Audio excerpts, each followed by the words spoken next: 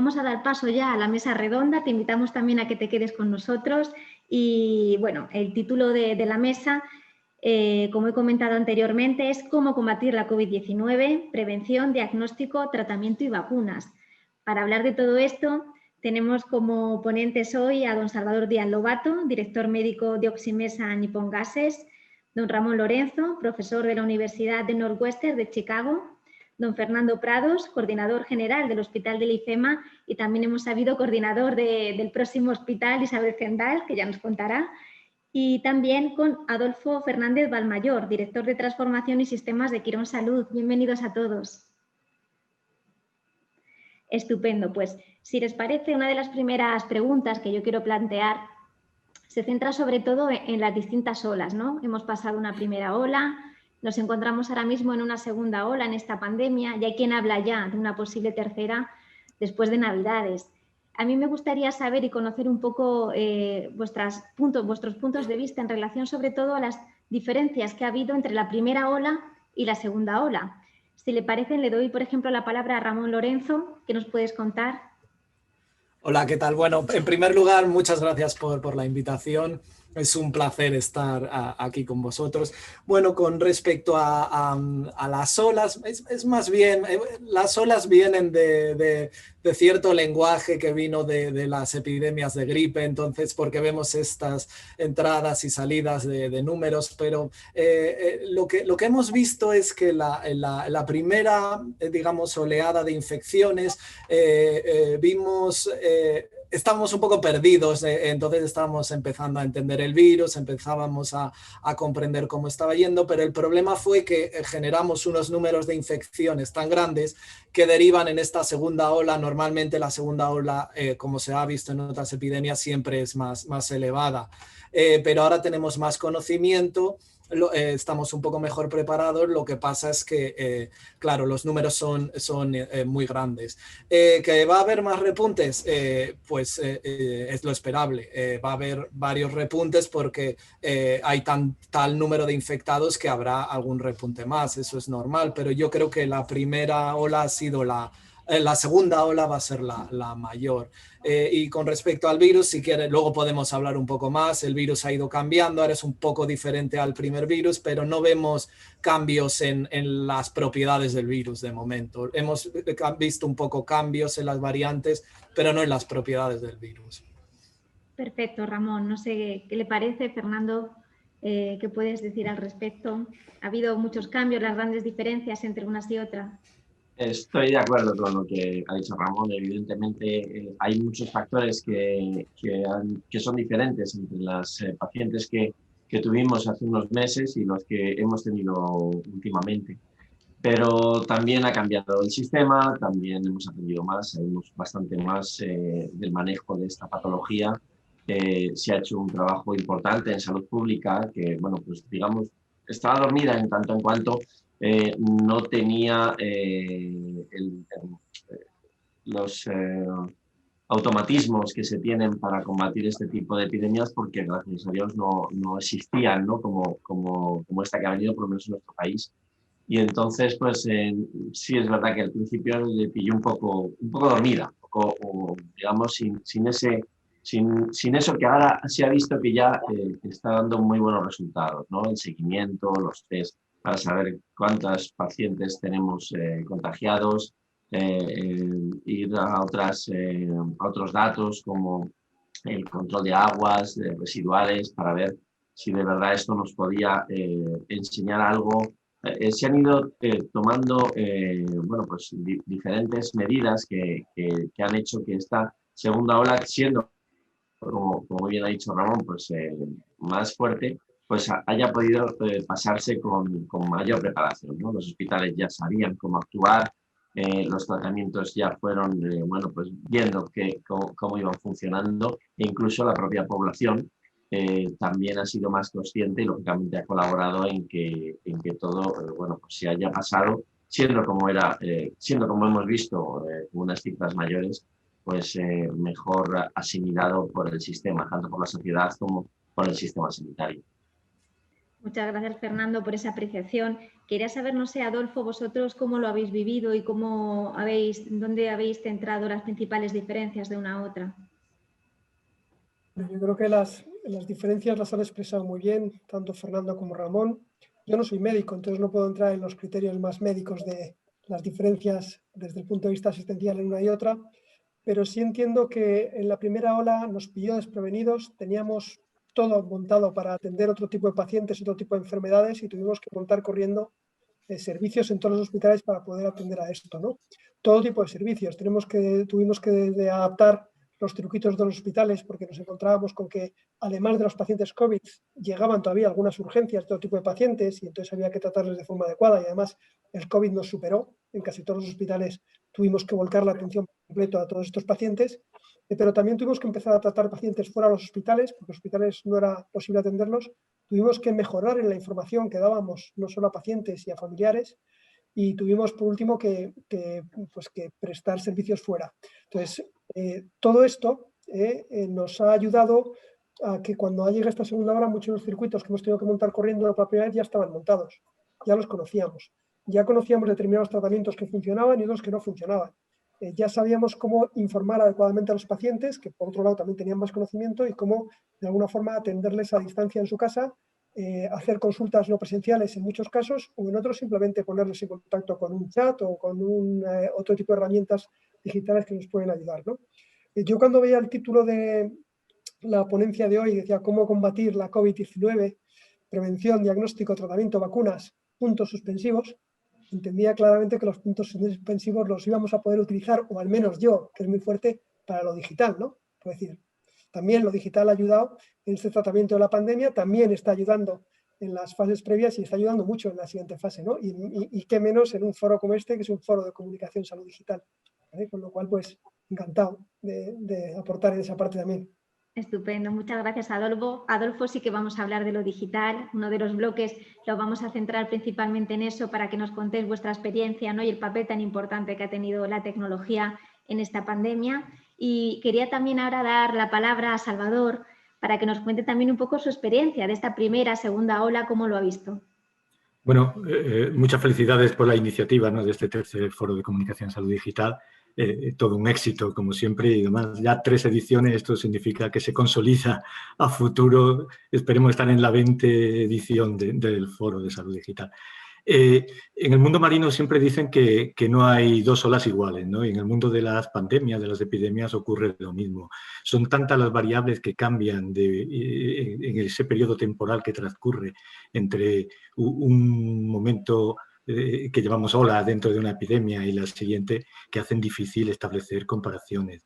Si pudiéramos poner en un mural, por ejemplo, recuerdos de lo que pondríamos de la primera ola de la pandemia COVID en España, pues muchas palabras que conocíamos perfectamente, pero que teníamos ahí en un uso más irregular y menos frecuente en nuestro vocabulario habitual, afloraron de buenas a primeras y pondríamos palabras como respiradores, residencias de ancianos, pondríamos palabras como confinamiento, es decir, un montón de vocablos que a nivel de la población general pues generó cierta sensación de, por un lado, de incertidumbre, de inquietud, pero por otro lado, parecía que estábamos todos haciendo una carrera de medicina, microbiología, sociología, ciencias políticas, en simultáneo solo con ver los medios de comunicación, ¿no?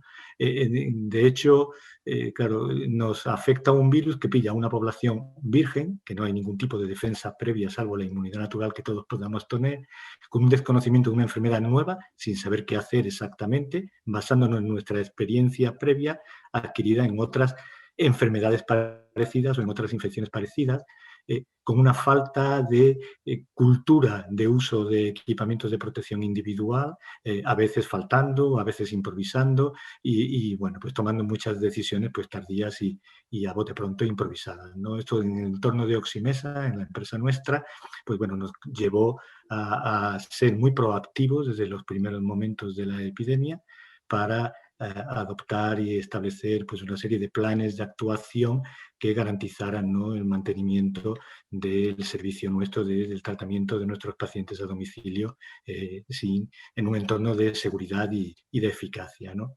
¿Qué es lo que tenemos ahora? pues como ya han dicho mis predecesores, tenemos un mejor conocimiento de la enfermedad, ya hemos aprendido cómo tratarlos, muchos medicamentos que se utilizaron empíricamente en los primeros momentos de la epidemia ya se ha demostrado que no tienen utilidad y que no valen, ya no esperamos a que los pacientes empeoren para atenderlos, somos proactivos, intentamos reservar las camas de UBI para pacientes que realmente lo requieren, pacientes en intubación, con ventilación mecánica. Hemos puesto en valor las terapias respiratorias no invasivas, el alto flujo, la CEPAL, la ventilación no invasiva, que estaban como muy en términos de vamos a evitar usarlas porque puede aumentar el riesgo, ¿no?, de transmisión de la enfermedad, y en ese contexto de desconocimiento pues venía bien tomar esas medidas. Ahora tenemos también una estrategia de seguir los casos mucho más definida, más acertadas, menos acertadas, pero por lo menos tenemos estrategias, tenemos test que funcionan, que tienen una sensibilidad alta, y además pues no paramos de incorporar conocimiento que nos hacen dar pasos que, aunque sean pequeñitos, nos permiten mejorar nuestro conocimiento. Por ejemplo, la reciente incorporación conceptual de que los aerosoles es un medio de transmisión, y eso nos ha abierto todo el mundo de la ventilación, los filtros, los medidores de CO2, etcétera, etcétera, ¿no? Ahora mismo, en esta segunda ola, hay como un mayor desánimo por parte de la población, que ve que esto se eterniza, y los profesionales que vienen como muy cansados y muy agotados de la primera ola, pero a la vez una puerta a la esperanza enorme que cada día que pasa nos hace estar más cerca de encontrar la solución definitiva al problema a través de vacunas, a través de nuevos medicamentos. Es decir, que en este momento la situación de esperanza yo creo que es lo que predomina sobre un fondo de un mayor conocimiento de dónde estamos y hacia dónde queremos ir. Muchas gracias, Salvador. Es evidente que poco a poco vamos aprendiendo y vamos descubriendo cosas nuevas, pese a lo que comentabas, ¿no?, de la denominada ahora mismo fatiga pandémica, que ahí se está intentando trabajar, ¿no?, un poco por intentar llevarlo de la mejor manera posible por parte de todos, ¿no?, de todas las personas que están implicadas. Bueno, antes de continuar con el segundo bloque, quería dar muchísimas gracias a todos los que nos están siguiendo. Me comentan que ahora mismo ya hay 2.500 personas conectadas, así que nada, muchísimas gracias a todos los que están al otro lado disfrutando con nosotros de esta jornada tan interesante. Y quería dar paso al segundo bloque, que es el bloque precisamente de la tecnología, ¿no? Hemos hablado de cómo combatir la COVID en determinados aspectos, de todo lo que hemos aprendido de una hora a otra, y a mí me gustaría que me dieran su experiencia, ¿no?, y de qué manera la tecnología está aportando y está teniendo un gran valor en esta pandemia, ¿no? En este caso, Adolfo, me encantaría que nos contaras un poco, ¿no?, esa aportación, ¿no?, ¿qué está suponiendo la tecnología en la pandemia actual? Bueno, pues yo creo que nos ha ayudado mucho. Ya me has puesto nervioso, Marta. Me has dicho que hay 2.500 personas mirándonos, ya no es lo mismo. Ya no voy a hablar mirando solo las caras de 5. Sé que hay 2.500 detrás. Pero bueno, vamos a ello. Es cierto que la tecnología yo creo que ha aportado un valor fundamental, pero no porque la tecnología sea importante, sino porque vivimos hoy en día en un mundo tecnológico, ¿no? Porque estamos en una nueva era en la que hay un montón de tecnologías disruptivas que nos tienen que ayudar a cambiar las cosas y a cambiarlas para mejor, a cambiarlas hacia un mundo mucho más sostenible, como nos explicaba César en su conferencia, y hacia un mundo en el que trabajemos todos en modo ecosistema. Me ha encantado el concepto ecosistema porque lo comparto plenamente, ¿no? Yo creo que por dividir un poco y por organizar un poco el debate, yo creo que nosotros, en principio, dentro del Grupo Quirosalud, la tecnología la hemos utilizado principalmente en 3 grandes bloques, ¿no? Y nos ha ayudado mucho en la pandemia en 3 grandes bloques. Uno, el primero de ellos es adaptar nuestras plataformas de hospitales para lo que nos venía, ¿vale? Y esto, pues, desde cosas muy, muy simples, como por ejemplo el hecho de poder marcar a los pacientes COVID en nuestras historias clínicas, que hasta ahora era una enfermedad que no conocíamos, y entonces poder marcarles y poder atenderles y meterles por circuitos especiales y saber trabajarlos, pues era una cosa muy sencilla, hasta la creación de nuevos espacios, tanto dentro de los hospitales, que hemos tenido que ampliar muchísimos espacios, o hospitales, hoteles medicalizados, en los que también hemos tenido la suerte de colaborar y trabajar, y ha habido que abrirlos y montarlos de un día para otro. Se hicieron unas tecnologías tremendas, ¿no? También hemos creado herramientas que han ayudado a tratar mejor a los pacientes, a tratar mejor el diagnóstico y apoyarlo. En concreto, por ejemplo, pues hemos trabajado utilizando inteligencia artificial en herramientas para, a partir de los antecedentes de un paciente, pues estoy hablando de antecedentes, pues por un lado, pues de medicación, de origen del paciente, de características de analíticas clínicas, etcétera, poder hacernos una idea a partir del conocimiento que hemos generado, sobre todo en las primeras fases del ala 1, de si ese paciente va a empeorar o tiene mucho riesgo de empeorar mucho o no. Y tenemos ya algoritmos concretos que estamos utilizando en departamentos de urgencias de algunos de nuestros hospitales para que cuando un paciente lleva, sabemos si le tenemos que enviar rápidamente a un área de hospitalización o un área de UCI o podemos hacer un seguimiento domiciliario, ¿no? Según como veamos a partir de estos parámetros. O también algoritmos de inteligencia artificial que nos han permitido analizar placas de tórax e identificar en las placas de tórax posibles neumonías e incluso la causa de estas neumonías como herramienta para apoyo a nuestros radiólogos y para poder diagnosticar de forma más rápida y más ágil, ¿no? Entonces, este primer bloque es un bloque de adaptaciones de las cosas y de los circuitos que hacemos en los hospitales.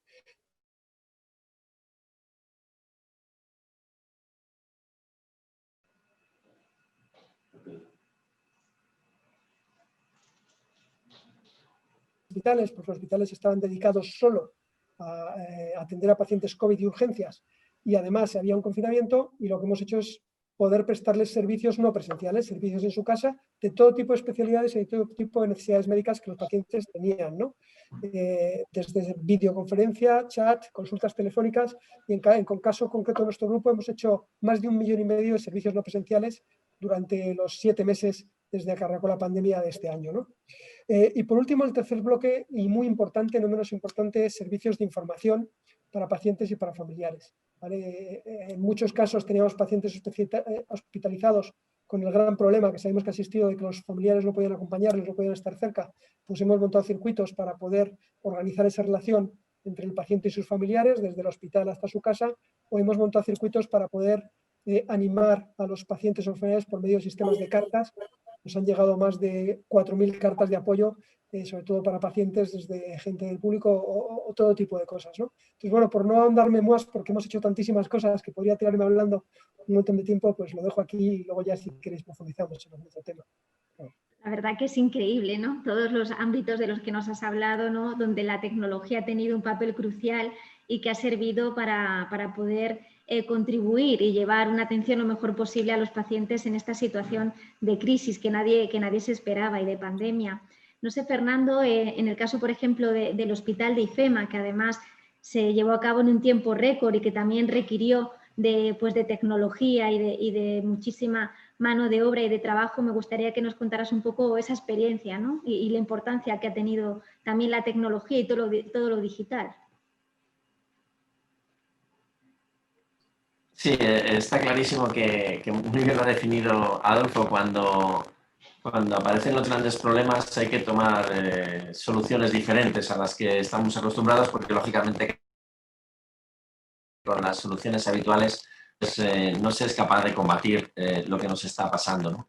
Y es verdad que los grandes problemas que ha tenido la humanidad han dado como resultado que hayan aparecido nuevas fórmulas, nuevos sistemas, nuevas soluciones a problemas que en tiempos de paz, en tiempos de tranquilidad, hay que ser muy valientes para aplicarlos, ¿no? Lo tenemos porque ha aparecido el teletrabajo de una manera explosiva, cuando era algo que se iba metiendo dentro del mundo laboral y de repente nos hemos visto en la obligación de tenerle que hasta legislar porque no se había pensado en él hasta ahora, o por lo menos no se le había dado la importancia. Y sobre eso, pues también otras muchísimas cosas como la tecnología, que en ocasiones es difícil bueno, pues introducirla dentro de los procedimientos, dentro de los sistemas que tenemos todos, porque hay que ser valiente y porque se pierde tiempo y porque se va contra lo que está establecido. El cambio, lógicamente, tiene sus resistencias. Y en estos momentos, pues todo eso desaparece y deja abierta la puerta a que podamos implementarlas con muchísima más bueno, facilidad.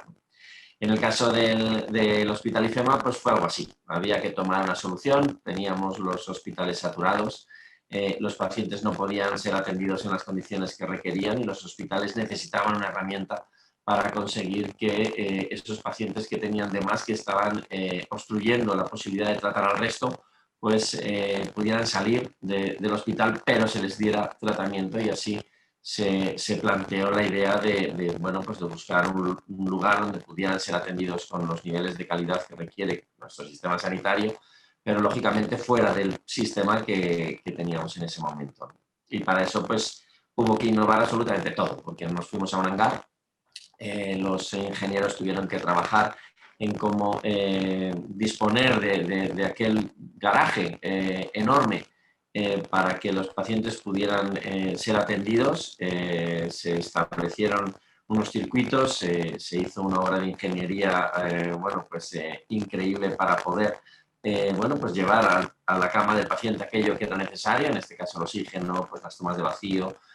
Bueno, pues todo eso se hizo, pues lógicamente, bueno, pues tomando las decisiones una encima de otra y de una manera rápida y además sin mucho freno, ¿no? Que en condiciones normales pues siempre tienes quien te frena, que siempre tienes que decir esto, te estás volviendo loco y estás empezando a hacer cosas que no se han hecho nunca y que no sabes cómo van a salir, pero en este caso había que hacerlo porque teníamos que tomar esa decisión. Y eso es también lo que ha hecho que bueno, pues viendo los resultados de IFEMA, se pensara en que esto debería de tener también una solución ya previamente establecida, ¿no? Que es el hospital Isabel Zendal, en el cual pues toda esa ideología, todo ese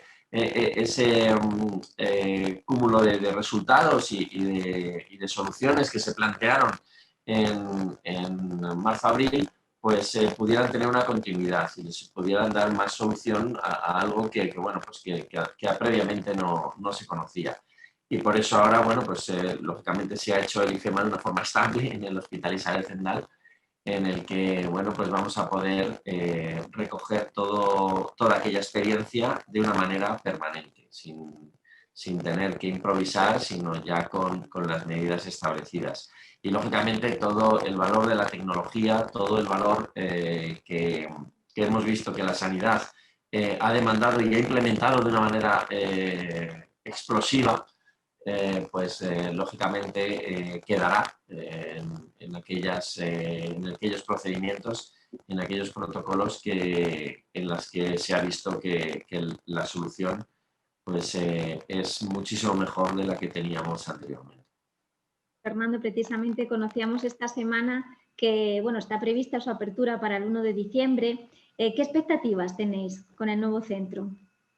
Bueno, la verdad es que el centro está creado con el año de filosofía de IFEMA. Es un centro que sirve para dar servicio al resto del sistema, al resto del sistema de salud, a los hospitales, a atención primaria, al SUMA en el caso de Madrid, ¿no? A todo el sistema sanitario de Madrid. Y la idea es, lógicamente, pues, avanzar o responder en tanto en cuanto los hospitales demanden esas necesidades, ¿no? Necesidades en las que antes no se pensaban, porque bueno, el hospital era capaz de someterse bueno, pues, a crecer todo lo que fuera capaz para dar cobertura a las necesidades que se iban planteando. Ahora ya tiene una solución, que es el Hospital Isabel Zendal, y lógicamente puede derivar ahí sus pacientes dando cobertura bueno, pues a un sistema de hospital monográfico que pueda bueno, pues solucionar los problemas que tenga el hospital en ese momento. Es verdad que la pandemia ahora está en descenso, es verdad que podemos estar esperando una tercera ola, es verdad que, bueno, pues que los pacientes podrían evolucionar y en eso, lógicamente, se está permanentemente estudiando para tener conocimiento en cómo va evolucionando esta patología. Pero bueno, pues el hospital ya está terminado y estamos pendientes de con el SERMAS, lógicamente, ver en qué medida el Hospital Isabel Zendal puede ser solución a los problemas que se van planteando. Y bueno, pues el día 1 es el día que se inaugura y a partir de ahí pues a disposición, ya digo, del sistema en general para ver en qué medida podemos ayudar a solucionar los problemas que se vayan produciendo. Estupendo, muchas gracias, Fernando. Quería conocer también, Salvador, por ejemplo, toda esa labor que se ha llevado a cabo a través de las terapias ¿no? de respiratorias a domicilio, toda esa labor que se ha llevado a lo largo de la pandemia y que lo seguís haciendo ahora mismo. Sí, la pandemia ha traído de la mano, ¿no?, un uso masivo de la tecnología y en el campo de la salud digital, desde luego, pues ha sido una auténtica revolución. Ya nos contó ayer, ¿no?, Alfredo González de la nueva Secretaría de Salud Digital del Ministerio, es decir, con una serie de proyectos y demás. Nosotros hemos descubierto nuevas formas de contactar con los pacientes, nuevas formas de comunicarnos con ellos que a su vez han sido aceptadas por los pacientes, ¿no? Nosotros tenemos más de 300.000 pacientes en domicilio usando diferentes tipos de terapias respiratorias domiciliarias, desde pacientes, digamos, con bajo nivel de gravedad y de complejidad hasta pacientes pues, muy complejos y graves, como pueden ser pacientes conectados a un respirador con una traqueotomía 24 horas al día. Entonces, asegurar el contacto con los pacientes cuando empezamos a entrar en el entorno pandémico, en el entorno de confinamiento, pues era fundamental. Recibíamos llamadas de pacientes diciendo, bueno, ahora me voy a encontrar abandonado, voy a perder el contacto con vosotros, quién me controla, si tengo un problema con los equipos que yo tengo en casa. Es decir, que ha habido que generar circuitos de comunicación para, en un primer momento, establecer confianza y seguridad, ¿no? Aportar seguridad al paciente de que estamos ahí, de que no les va a faltar el servicio, de que no se van a encontrar nunca solos. Hemos creado pues, líneas de acceso con llamadas, con videollamadas, con teleconsultas, con todas estas palabras que luego se han ido poniendo tan populares, ¿no? tan de moda. Y con esto hemos conseguido solventar sin ninguna incidencia toda la primera fase de la pandemia. Nosotros ya estábamos inmersos en un proceso de transformación digital y el coronavirus, la pandemia COVID, lo que ha venido es a servir de catalizador e impulsar que dentro de la empresa nos veamos de la noche a la mañana inmersos en un auténtico proceso de revolución en salud digital. Y como decía Adolfo, que estructuraba en diferentes bloques, también podemos estructurar, ¿no? El bloque tecnológico es fundamental, ¿no? El inmenso trabajo que se está haciendo en Oximesa por el desarrollo de una plataforma tecnológica que permita agregar, incorporar, unificar en una sola plataforma pues los diferentes software, los diferentes recursos tecnológicos que ahora mismo hay en el mercado y que no paran de aparecer, ¿no? Todos tenemos la experiencia de abres el móvil y tienes 25 apps y cada una tiene su programa diferente, pero un paso de gigante es conseguir integrar en una sola interfaz de usuario todos estos software de diferentes equipos, y hablamos de respiradores, máquinas para tratamiento de la apnea del sueño, equipos de oxigenoterapia, equipos para hacer diagnósticos, pruebas diagnósticas, etcétera, pues tenerlo todo junto en una misma plataforma es impresionante. Pero claro, esto nos lleva a un siguiente problema, que es la gran cantidad, ¿no? La cantidad ingente de datos que empiezan a aparecer en nuestro sistema de la noche a la mañana y correspondiente a un número increíble de pacientes. Entonces, la implementación de programas de inteligencia artificial, de programas de automatismo avanzado, de datos, de análisis avanzado, que nos permiten también detectar en tiempo real prácticamente qué pacientes están teniendo problemas o están en el filo de la navaja en una situación de riesgo, para poder ser proactivos e implementar medidas para solucionar este tipo de problemas, pues también fundamental, ¿no? Y todo esto, pues claro, el paciente tiene que tener a través de la página web, a través de una app que también hemos desarrollado en este sentido, tener control el mismo de cómo está haciendo su terapia y es más, cómo está haciendo su tratamiento, cómo está haciendo su vida en general, y le permite tener acceso también a información, a formación reglada, le permite tener acceso a participar en actividades que al final, a través de gamificación y de retos, pues le permitan también mejorar, ¿no? Ahora mismo en el domicilio podemos hacer prácticamente de todos. Con los recursos adecuados, tanto recursos humanos como recursos tecnológicos, yo creo que nunca hemos estado tan cerca del auténtico concepto de hospitalización a domicilio como podemos estar ahora. Ahora podemos hacer pruebas diagnósticas, en el caso nuestro, bueno, pues estudios de sueño, estudios de monitorización de la terapia, poligrafías, etcétera, más allá de, como es obvio, pues de análisis de sangre o electrocardiogramas, ecografías. Es decir, todo este tipo de pruebas se pueden realizar en el domicilio en este momento y transmitir a distancia, ¿no? La información, pero es que además en remoto nosotros podemos manipular, regular, ajustar los dispositivos que los pacientes tienen en su domicilio. Es decir, que esto abre un mundo inmenso de interconectividad que al final no sabíamos cómo iba a sentarle al paciente todo esto. Hicimos una encuesta, ya se han mencionado los PRON, los PREN anteriormente. Nosotros estamos trabajando, hemos desarrollado PREN y PRON específicos para pacientes con terapias respiratorias domiciliarias en diferentes modalidades, e incluso para los cuidadores, ¿no? Muchas veces nos olvidamos, siempre hablamos de pacientes y nos olvidamos de que el paciente deja de tener sentido si no es en el seno familiar, donde hay personas que lo cuidan y que lo miran, que si el paciente está mal o ingresa, al final la repercusión es de toda la familia, ¿no? Que ve que el paciente está ingresado y le tienen que acompañar de alguna manera.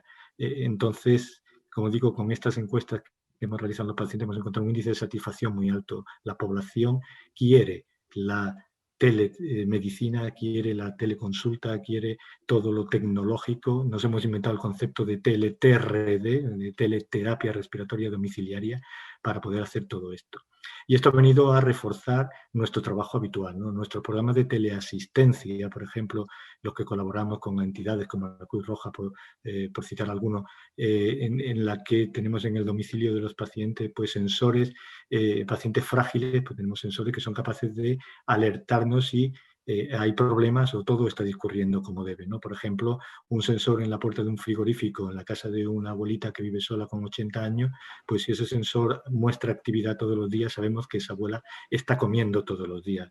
Si a las 10 de la mañana, a las 11, no ha entrado en el cuarto de baño con otro sensor de movilidad, por ejemplo, en casa, pues podemos pensar que hay algún problema o que se ha quedado tarde viendo la película y se ha quedado dormida, ¿no? Pero todo esto nos permite ser muy proactivos. Yo creo que ese es el principal concepto que va ligado al concepto de salud digital, que dejamos de esperar a que el paciente pegue en nuestra puerta en el hospital, en la consulta, para decir, me llevo 4 días con fiebre o 3 días ahogándome más o 5 días con no sé qué problema. Eso ha pasado a la pelota a nuestro tejado, al tejado del sistema sanitario en general, desde el punto de vista de que podemos detectar cuando se está empezando a producir este tipo de incidencias adversas para poder actuar de una manera muy proactiva, ¿no? Así que ahora mismo somos los ojos y los oídos en el domicilio de los pacientes. Muchas gracias, Salvador. Hemos escuchado un poco el papel de la tecnología, sobre todo en el ámbito de la atención al paciente. Ahora, Ramón, me gustaría conocer un poco esa aportación, ¿no?, de la tecnología a un ámbito como el de la universidad o la investigación en lo que rodea esta pandemia y al coronavirus.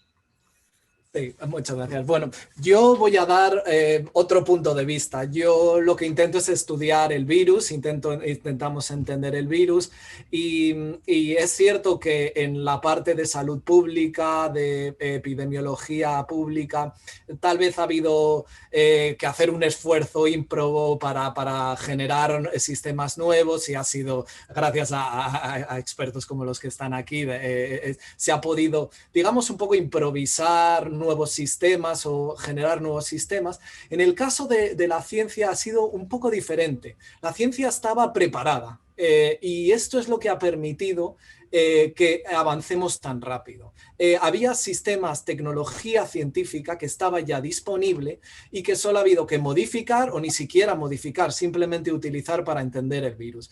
Como ejemplo, puedo deciros que yo en marzo, finales de febrero, marzo, ya estaba estudiando cientos de secuencias enteras del virus que habían sido secuenciadas muy rápidamente y que habían permitido empezar a entender poco a poco el virus. Hemos entendido cosas del virus que en otros virus, como el VIH, en el que yo trabajo también, hemos tardado años en entender. Esto ha sido cuestión de meses. Había un sistema científico y una tecnología científica que estaba preparada para digamos, atacar este nuevo virus. Entonces, ¿qué tecnología ha sido de gran importancia en cuestión de entender el virus? Pues hay tecnología de secuenciación masiva. Podemos secuenciar el virus para entender su material genético, para entender cómo cambia, las variantes, qué le hace modificar. Había esta tecnología que nos ha permitido secuenciar masivamente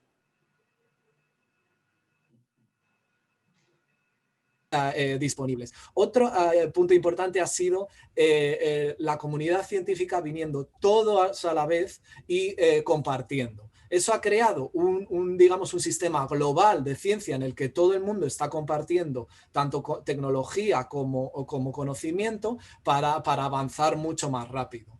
Y luego lo que también ha habido era tecnología que había previamente disponible, a la que se le ha dado bastante dinero y financiación para producir tecnología derivada de esta tecnología. Un caso bastante simple es la PCR. La PCR la llevamos utilizando muchos años, pero ¿qué ha pasado? Que con sistemas que ya se estaban modificando de antemano, más luego un impulso que ha habido muy grande de generar tecnología. Aquí en Estados Unidos, por ejemplo, hay un programa muy grande para generar tecnología de diagnóstico, tecnología de prevención muy grande. Entonces ha permitido, por ejemplo, generar estos test que en 30 minutos, no, digamos, ahora mismo el último es de 13 minutos, en 13 minutos tienes una PCR positiva o negativa. Esto es impresionante y bastante... habla bastante de lo que teníamos ya, sobre lo que hemos construido para conseguir esto. Otro ejemplo muy interesante es entender la biología del virus. Por ejemplo, ¿cómo entra el virus en la célula? En otros virus hemos tardado años en conocer esto. El primero, el segundo mes ya sabíamos el receptor de este virus.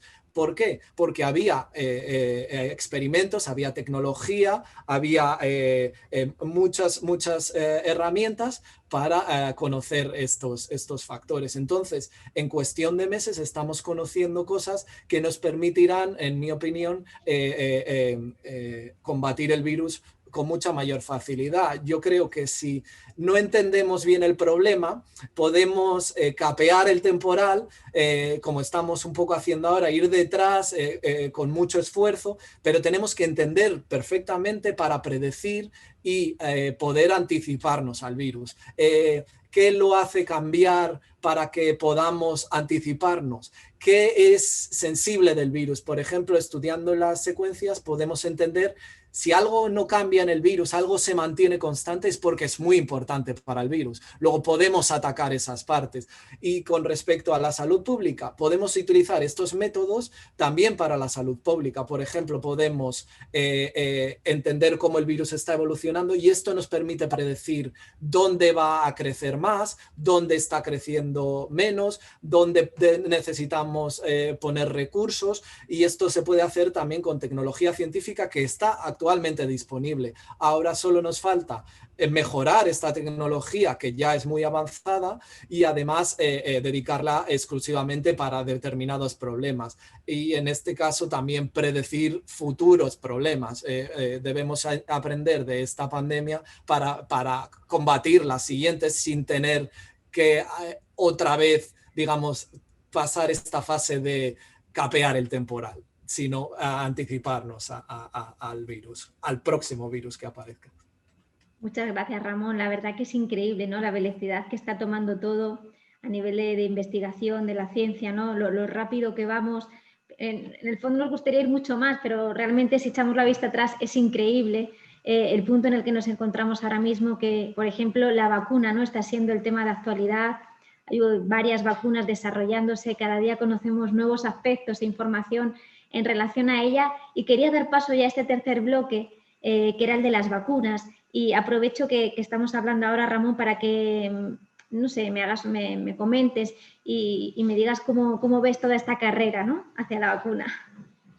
Pues es otro ejemplo de este esfuerzo. Una de las pocas partes buenas de esta pandemia es cómo, digamos, los seres humanos somos muy buenos en adaptarnos e intentar resolucionar problemas. ¿Qué ha ocurrido? Vuelvo a repetir lo mismo. Había unos modelos, unos elementos desarrollados previamente que permiten este desarrollo de una vacuna en un tiempo récord que no se ha visto en la historia, y que además, aunque no sea completamente eficaz, nos habrá hecho aprender tanto que nunca va a ser un error, nunca va a ser un fallo o un desastre, siempre vamos a aprender. Entonces, las vacunas que estamos, digamos, las que están más avanzadas o parece que han dado un unos mejores resultados actualmente? Bueno, son de momento resultados muy esperanzadores, tenemos que ser cautos sí, he comentado ya varias veces que tenemos que tener otros planes. Las vacunas pueden no ser al final tan eficaces como pensamos, van a ayudar, eso seguro, y parece que los resultados son muy buenos, pero tenemos que ser un poco cautos y ver los resultados definitivos, ver cuánto dura y todo eso que ya se ha hablado tanto. Pero lo que quiero poner más en atención es el tipo de vacuna que parece que están funcionando, aparte de la de Oxford, que también es un modelo muy interesante. Son las dos vacunas de ARN, las de Pfizer y Moderna, son muy interesantes porque pueden constituir un nuevo sistema de vacuna que sea adaptable a cualquier virus. Es decir, si estas vacunas terminan funcionando bien, es un hito porque son vacunas que se pueden adaptar muy fácilmente. Son vacunas que si aparece un nuevo virus que puede causar problemas, se pueden adaptar. Son modelos muy adaptables. Entonces, parece de momento que las vacunas dan buenos resultados, pero también yo quiero ser cauto, hay que esperar y lo que quiero que la gente entienda también es que no solo hay vacunas, los tratamientos están mejorando muchísimo y va a haber tratamientos para gente que se ponga enferma. Y luego lo que va a ser muy fundamental, porque la vacuna no va a llegar a todo el mundo instantáneamente si es que es definitivamente buena. Entonces hay otras cosas como por ejemplo estos test rápidos, entender, usar inteligencia artificial, modelos epidemiológicos para detectar dónde se necesita hacer más test, por ejemplo, o aislar determinadas poblaciones, o incluso utilizar la vacuna en determinadas situaciones. Lo que tiene que ocurrir ahora es que los datos, la información que tenemos es la que tiene que liderar, es la que tiene que determinar las decisiones que se tomen. Entonces, si vemos que hay zonas de mayor riesgo, zonas donde se necesita, en vez de testar a todo el mundo, habrá que ir a testar allí o habrá que poner más tratamientos en esas zonas específicas o en esas poblaciones. Pero yo creo que son buenas noticias y otra vez, hablan de un sistema científico, tanto público como privado, muy desarrollado globalmente, en el que te puedes adaptar y generar estos hitos científicos que aunque la vacuna no sea totalmente efectiva, no sea la mejor, creo sinceramente que primero lo que estamos aprendiendo con estas vacunas es muy importante y segundo, la vacuna en sí, el tipo de vacuna puede ser un cambio muy importante para la medicina. Estupendo, Ramón. Yo no sé, Fernando, ahora mismo, por ejemplo, ¿cuáles están siendo los tratamientos más efectivos para combatir la COVID? ¿Por qué se está aplicando? La verdad es que no estoy al tanto de la parte asistencial tan al lado de la cama del paciente, ¿no? Pero lo que decía Ramón, de lo que sabe muchísimo, y lógicamente el tema de la vacuna es algo que estamos esperando todos, porque sabemos que, bueno, pues que los tratamientos están teniendo mejores resultados, pero están teniendo mejores resultados y aún así los pacientes pues siguen llegando y bueno, pues sí, seguimos teniendo muchos pacientes que evolucionan de forma mala y que tienen que terminar en cuidados intensivos. Tenemos todavía muchas personas que mueren por COVID y lógicamente pues tenemos en la vacuna el futuro de esto, ¿no? Porque hasta que no llegue, pues no vamos a dejar de tener pacientes así. Sí es verdad que la evolución ahora es mejor, pero no termina de ser, lógicamente, una evolución para que nos podamos olvidar del COVID, ¿no? No es como estos medicamentos que decía en la exposición del principio que han conseguido cambiar la historia de esa patología, ¿no? Convirtiéndola en crónica cuando era mortal. En este caso, seguimos teniendo pacientes con resultados malos y, por lo tanto, bueno, pues aunque van, lógicamente, viéndose buenos resultados en algunos medicamentos, que sí es verdad que están respondiendo de una forma más efectiva como conseguíamos que se hiciera en los primeros meses, todavía, bueno, pues no se ha llegado al tratamiento, ni en este virus ni en otros muchos, que puedan decir que dejan de ser una patología, bueno, pues como es, ¿no? Grave, cuando se juntan algunas condiciones.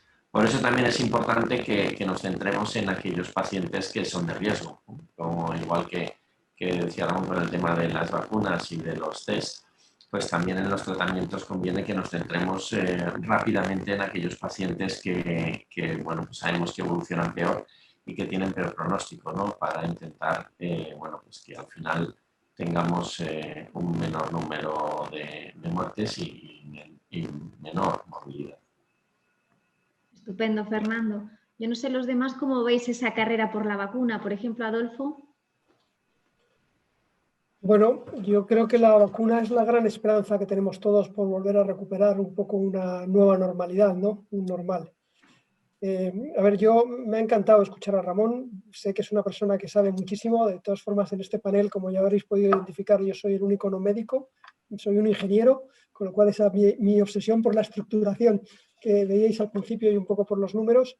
Y yo confío mucho también en los números para que nos ayuden a esto, ¿no? Algo ya ha dicho Ramón. Es decir, yo creo que es muy importante que analizando bien, utilizando bien los datos, y para analizar bien los datos hoy en día hay que usar inteligencia artificial, porque muchas veces el gran volumen de datos no somos capaces de manejarlo como humanos, dadas nuestras limitaciones.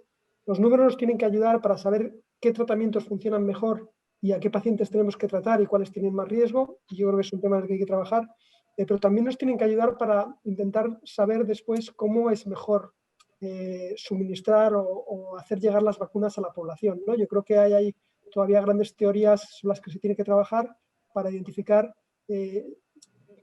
por dónde tenemos que empezar a vacunar, ¿no? Si por los más vulnerables, por los más contagiadores, o cuál es el camino a hacer, porque está claro que aunque esté la vacuna pronto, pues no va a llegar a toda la población de inmediato, ¿no?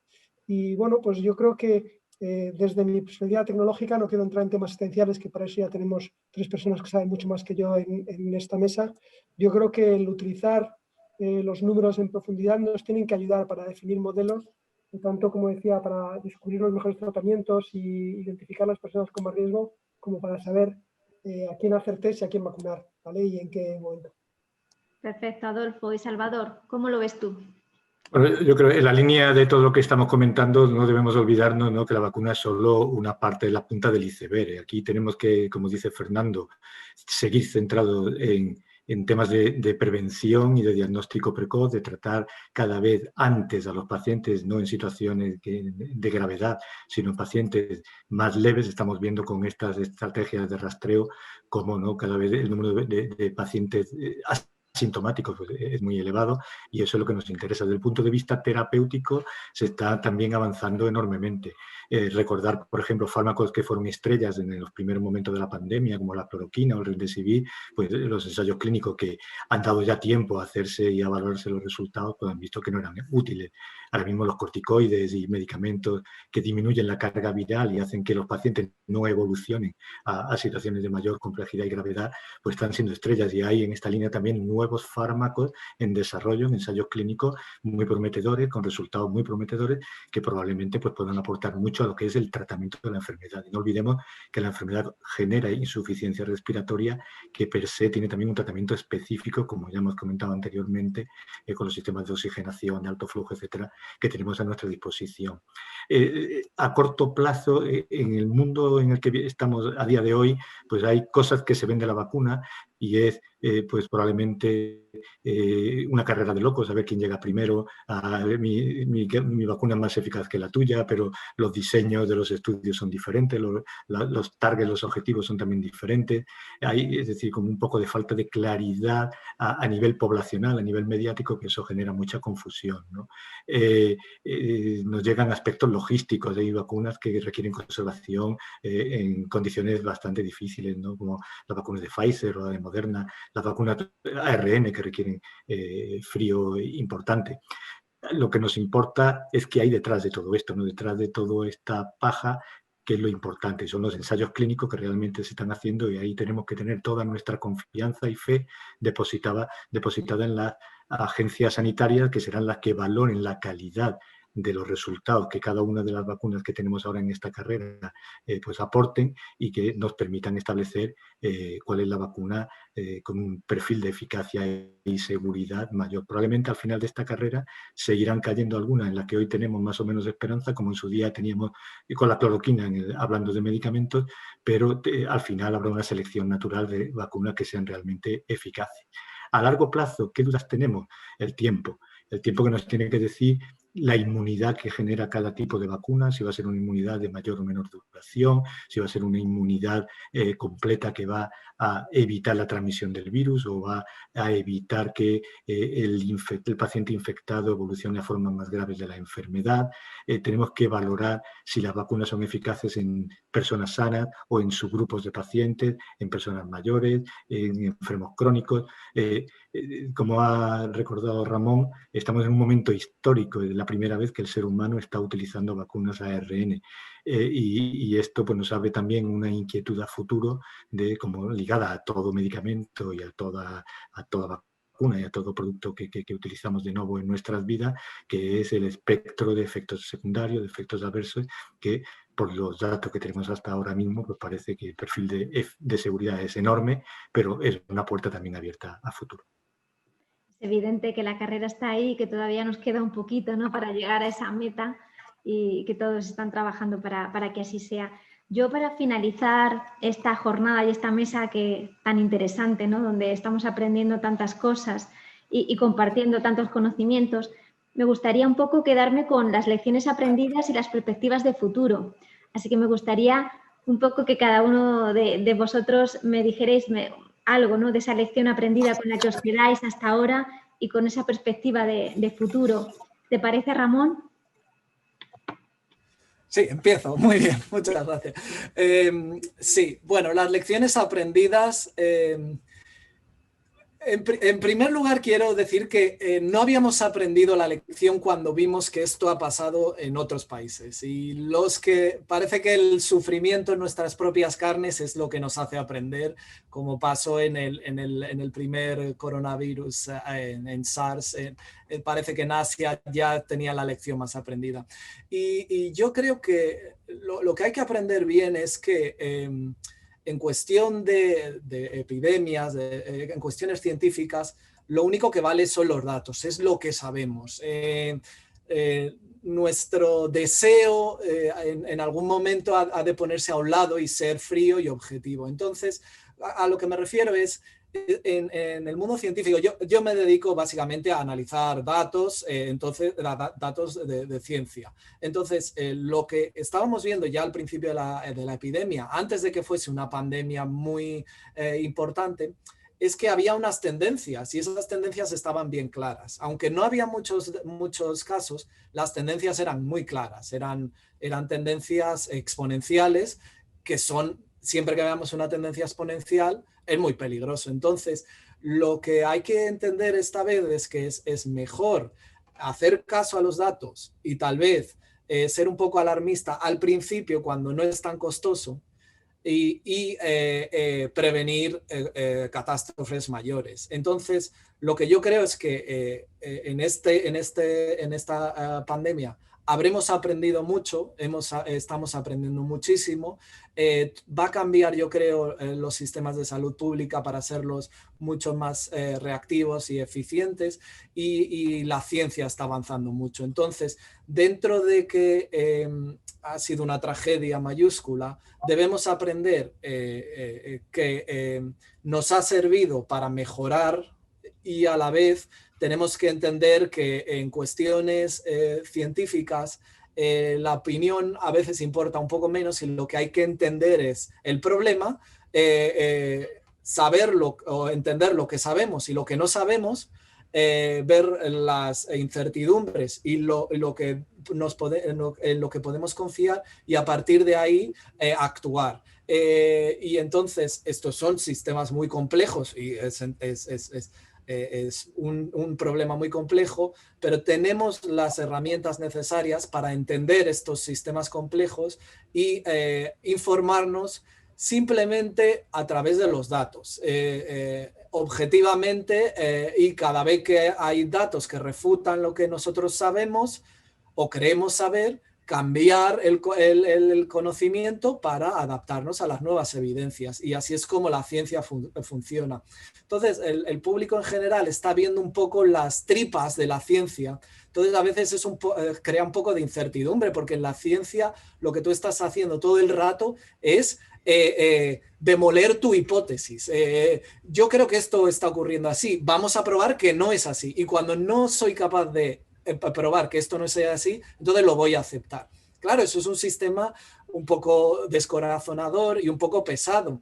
Y cuando esto está hecho a la luz de todo el mundo, pues decepciona un poco a veces o crea incertidumbre, pero lo que tenemos que entender es que al final aprendemos mucho más de esta forma y nos adaptaremos mucho mejor. Lo mismo que ahora si haces una búsqueda online, te sale de repente en tu Facebook o lo que sea, cómo comprar esa cosa, pues lo mismo va a ser más o menos en cuestiones de salud, tal vez sistemas parecidos en las que nos podamos, lo que decíamos antes, adelantar al virus para evitar una catástrofe como esta. Y yo creo que vamos a salir mucho más fuertes, con un sistema mucho más robusto y con un conocimiento mayúsculo. Entonces, yo creo que dentro de la tragedia vamos a salir, esperemos, un poco mejor.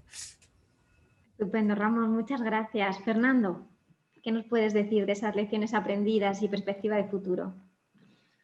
Me ha encantado. La primera lección aprendida, que es que hay que aprender de las lecciones, es fantástica. Estamos todo el día hablando de lecciones aprendidas, pero las dejamos pasar, están aprendidas y fuera. Y con eso ya lo has cumplido. Está fenomenal eso, es verdad. Tenemos que estar más pendientes de las lecciones aprendidas, ver, estudiar más qué es lo que se hace bien para poder implementar en todos los sitios. Y bueno, pues adelantarnos, como muy bien ha dicho al final Ramón, ¿no? Por otro lado, yo creo que también esta pandemia nos deja más conciencia de la salud colectiva, ¿no? Algo que en las epidemias de nuestros antepasados, de siglos atrás, habíamos visto, pues lo habíamos abandonado un poco. No nos dábamos cuenta de que la salud de los demás está pegada a la nuestra y que muchas veces pues, tiene resultados directamente en nosotros, ¿no? Y bueno, en el caso de la economía, pues también lo hemos visto directamente, ¿no? Si no hay salud de los demás, pues tampoco tenemos ni salud nosotros, ni tenemos salud en el sistema. Y bueno, pues eso es algo que posiblemente quedará durante un tiempo. Y además, porque también estoy convencido de que esto se va a seguir viendo de una u otra manera, esperemos que no de una forma tan brusca o tan grave, pero sí que vamos a ver esto cada día con más frecuencia, ¿no? Porque la evolución es así y vamos viendo que se van repitiendo las cosas con mayor frecuencia. Por otro lado, también el sistema se tiene que adaptar a todo esto y está claro que estamos en una época de cambios, que los cambios cada vez son más frecuentes, que las necesidades son más cambiantes y que el sistema tiene que obedecer a lo que le está pasando y tiene que ser mucho más flexible. No podemos tener el sistema anquilosado desde el punto de vista profesional, desde el punto de vista del propio sistema, desde el punto de vista de los tratamientos, de los procedimientos, de todo. Todo es absolutamente cambiante y el sistema tiene que permitir ese cambio. Ese cambio que digo, en estos momentos se ha permitido porque no ha quedado más remedio y hemos tenido todos que adaptarnos al sistema y hemos tenido que poner de nuestra parte en dar solución de otra manera, de maneras diferentes. Esto el sistema tiene que tenerlo dentro de su propia respuesta. No puede ser algo que solamente aparezca aquí, sino que tiene que entrenarse, tiene que ser así.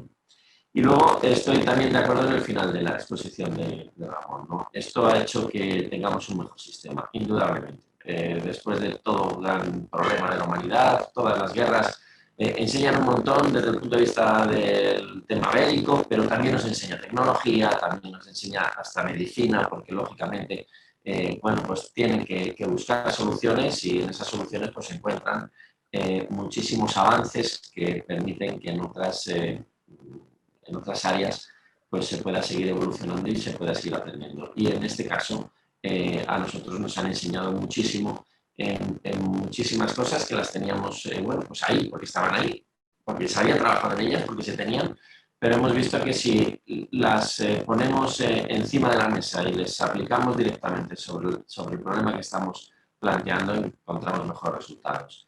Y por supuesto que todo esto pues, va a perdurar, porque nos lo han enseñado y lógicamente el profesional que ha estado en contacto con ello ha visto que eso le ha servido para solucionar el problema y lo va a seguir practicando lógicamente en el futuro. Estupendo, Fernando, muchas gracias. Adolfo, ¿qué nos puedes decir?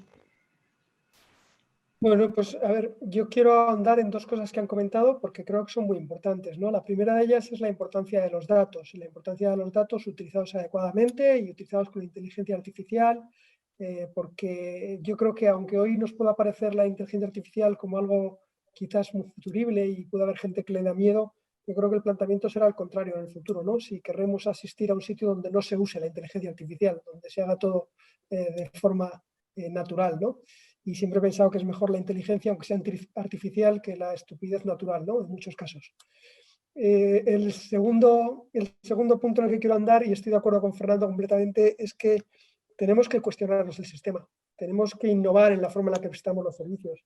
Yo creo que la forma en la que hacemos las cosas se ha demostrado que durante la pandemia ha cambiado, se están haciendo cosas de otra manera, se está atendiendo al paciente no solo en los centros sanitarios, sino en su casa, allí donde más le conviene, y muchas de estas cosas han llegado para quedarse. Ya estamos haciendo cosas realmente en casa del paciente. No tiene sentido hacer a un paciente venir al hospital o venir a un centro sanitario para comunicarle unos resultados positivos de unas pruebas, ¿vale? Podemos atenderle de otra manera. Por poner un ejemplo muy sencillo y que todo el mundo pueda entender, ¿no? Y por último, para mí el tercer aprendizaje, yo voy de 3 en 3 y listos mis bloques, es que esto lo tenemos que hacer todos juntos. Que yo creo que cuando lo hacemos todos juntos, colaboramos, mezclamos y hay una colaboración entre empresas, entre entidades públicas, entre profesionales de todo tipo, es cuando las cosas realmente funcionan, ¿no? Y para mí es el tercer gran aprendizaje de esta pandemia. Y por último, si me permites, Marta, pues quería saludar a Juan Blanco y a Sergio y darle enhorabuena por cómo funciona Con Salud y por el foro este y por todo y por cómo está yendo el medio. Y gracias por invitarme. Es el tercer foro en el que participo y espero que me dejen seguir haciéndolo. O sea que muchas gracias y nada más. Pues muchas gracias, Adolfo. Lo hago extensible. Ellos te están escuchando, así que muchísimas gracias también de parte de ellos. Y Salvador, cuéntanos esas lecciones aprendidas y esa perspectiva de futuro. Bueno, el futuro es soñar, ¿no? Si en el pasado estábamos dormidos, en el presente estamos despertando, en el futuro lo que estamos es soñando. Entonces, yo sueño con un futuro, como soñar es libre, en el que tengamos, por ejemplo, pues una vacuna, o a lo mejor tiene otro nombre, que nos libere de las enfermedades infecciosas. Pero hablando de un futuro a corto plazo, un futuro razonable que vamos a vivir a partir de mañana, yo creo que, como ha dicho Fernando, el concepto no poblacional de salud pública es importante. Las enfermedades infecciosas en general y en concreto con el COVID, las enfermedades infecciosas respiratorias han adquirido un protagonismo increíble y ha hecho que tengamos que resetear nuestro conocimiento, nuestra forma de vivir y entender el riesgo que tenemos con este tipo de situaciones, este tipo de infecciones. Y por eso una de las consecuencias en este futuro inmediato y que ya estamos viviendo en el presente es el cambio en el estilo de vida, ahora un poco condicionado por las regulaciones, por las autoridades sanitarias, pero probablemente el ser humano como tal va a cambiar su forma de vivir, su forma de ver las cosas, su forma de relacionarse con los demás, por lo menos mientras no se nos olvide, ¿no? Habéis comentado alguno que de una guerra quedan muchas experiencias y mucha riqueza, pero también tenemos la experiencia de la humanidad, ¿no? De cómo se olvida pronto todas las lecciones aprendidas y volvemos a chocar, a tropezar con la misma piedra. Cambios en el sistema son obvios, pero yo creo que centrándonos en el tema que más nos ocupa hoy, en el futuro inmediato lo que vamos a asistir es a una salud digital 360 grados, una salud digital inconcebible a día de hoy, lo que podremos incorporar dentro de este concepto de salud digital, pero que esto va a conllevar también una actividad curricular, una actividad de formación en salud digital que desconocida hasta este momento. Yo creo que el futuro son expectativas expectativas, ¿no? Siempre se dice que un líder es aquel que genera expectativas. Nosotros lo que esperamos en el futuro es cumplir con todas las expectativas que estamos generando y que hemos generado para poner soluciones que nos aclaren precisamente este futuro hacia el que vamos. Muchísimas gracias, Salvador. Me quedo con ese concepto del que has hablado, ¿no? Una salud digital de 360 grados. Y luego también con una idea, después de escucharos a todos vosotros, que parece que lo que sí queda claro, ¿no?, es que la tecnología, si está ayudando y ha ayudado también, es para aminorar, ¿no?, y bajar el nivel de incertidumbre y de miedo de todas las personas a través bien de la investigación y de la atención al paciente. Así que nada, muchísimas gracias por haber estado aquí con nosotros. Muchas gracias por participar en la jornada y por toda esa labor tan increíble que hacéis cada uno de vosotros desde vuestros puntos, ¿no? Así que nada, gracias a vosotros y también muchas gracias a todos los que nos habéis estado siguiendo en esta jornada y bueno, os emplazamos también para la jornada de mañana, que también contará con expertos de gran renombre y se abordarán cuestiones muy interesantes. Muchísimas gracias a todos. Muchas gracias. Muchas gracias. Gracias.